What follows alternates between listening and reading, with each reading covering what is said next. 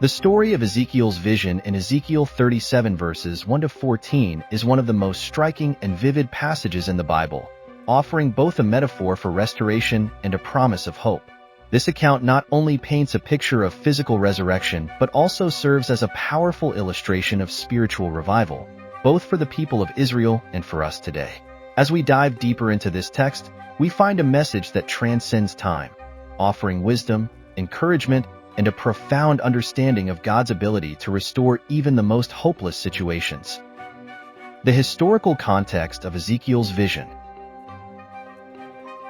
Before understanding the vision itself, it's crucial to grasp the historical setting in which Ezekiel received this vision. The prophet Ezekiel lived during a time of great turmoil and despair for the Israelites. Around 597 BC, the Babylonians had invaded Judah, destroyed the temple in Jerusalem, and carried many of the Israelites into exile in Babylon. Ezekiel, along with his people, was among the exiles. The Israelites were not only physically removed from their homeland, but also spiritually desolate. They believed that their covenant with God had been broken, their identity as God's chosen people was lost, and they were cut off from their promised inheritance. The destruction of the temple, where God's presence had once dwelled, was a devastating blow to their faith. In this state of despair, the people of Israel felt as though they had become like dry bones, lifeless and without hope. Their dreams of prosperity, peace, and communion with God had dried up. It was in the midst of this emotional, spiritual, and national devastation that God gave Ezekiel a vision of hope, a promise that, despite their seemingly irreversible situation, God had not abandoned them. The vision, a valley filled with dry bones. In Ezekiel 37, we find a dramatic scene that begins with Ezekiel being carried by the Spirit of the Lord to a valley full of dry bones. The silence of the valley is deafening, as if time itself had stopped. The bones are scattered and exposed, a sign that the bodies had been unburied and left to decay, which was a disgrace in the ancient world. Not only are they dead, but the fact that they are dry implies they have been in this state for a long time. There is no possibility of life left in them from a human perspective. This valley represents the spiritual and emotional condition of the people of Israel, hopeless, forgotten, and seemingly beyond redemption. The question, can these bones live? As Ezekiel stands amidst the valley of dry bones, God asks him a profound question. Son of man, can these bones live? Ezekiel 37, verse 3. On the surface, the answer seems clear. Dry bones cannot live. They represent death in its most final form. But Ezekiel, knowing the power of God, wisely answers, Sovereign Lord, you alone know. This response reveals something essential about faith. Even when human logic and experience tell us something is impossible, God's power and sovereignty transcend our limitations. Ezekiel recognizes that only God knows the true potential of what appears to be lifeless, and only He can bring restoration. The command, prophesy to the bones. What happens next is both fascinating and symbolic. God commands Ezekiel to speak to the bones.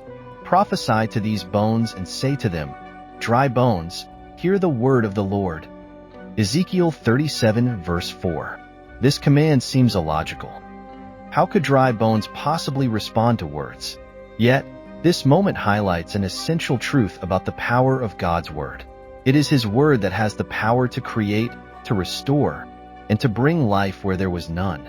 Ezekiel obeys, demonstrating the importance of faith and obedience even in the face of seemingly impossible circumstances. As Ezekiel prophesies, a miraculous event unfolds before him. The bones begin to rattle and move. They join together, forming skeletons. Muscles and tendons appear. Skin covers the bones, and what was once a scattered mass of bones becomes a vast army of complete bodies. However, there is still one thing missing: breath. The bodies are lifeless, for they have no spirit within them. The breath of life, spiritual restoration. God instructs Ezekiel to take another step. Prophesy to the breath. Prophesy, Son of man, and say to it, This is what the Sovereign Lord says. Come, breath, from the four winds and breathe into these slain, that they may live. Ezekiel 37 verse 9. In this moment, we are reminded of Genesis 2 verse 7, where God breathes life into Adam. Just as the breath of God gave physical life to humanity in creation, it is the breath of His Spirit that gives spiritual life to His people. When Ezekiel calls upon the breath of God, the bodies come to life, and they stand on their feet, a vast army. This signifies more than just physical resurrection. It represents spiritual revival and renewal. The dry bones symbolize the spiritual deadness of Israel, but the breath of God symbolizes the Spirit that revives, restores, and renews His people. The vision is a promise that God's people, though they may feel cut off and lifeless, can be revived through the power of His Spirit. Application: dry bones in our lives. This vision may have been given to Ezekiel thousands of years ago, but its message is just as relevant to us today. We all experience moments in life when we feel like those dry bones, when circumstances seem hopeless and it feels as though there is no way forward.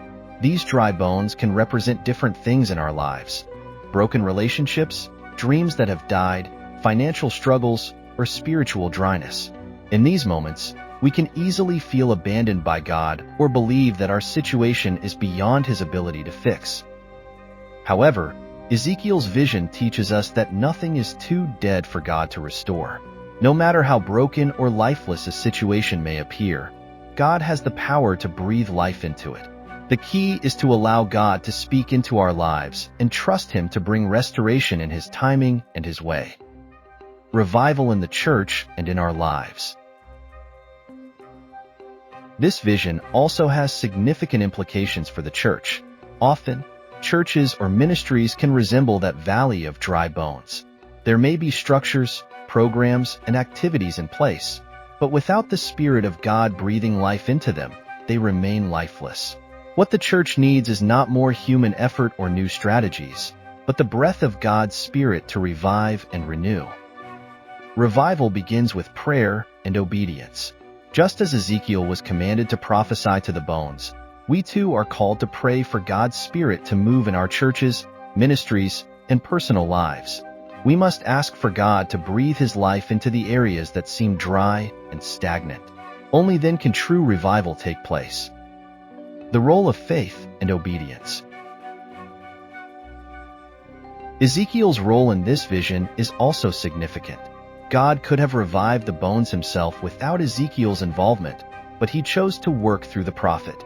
This demonstrates that while God is the one who brings life, He often uses His people as instruments in the process. Our faith and obedience are critical in experiencing God's restoration. Just as Ezekiel prophesied to the bones in faith, we too must speak life into the dead areas of our lives and trust God to bring about transformation.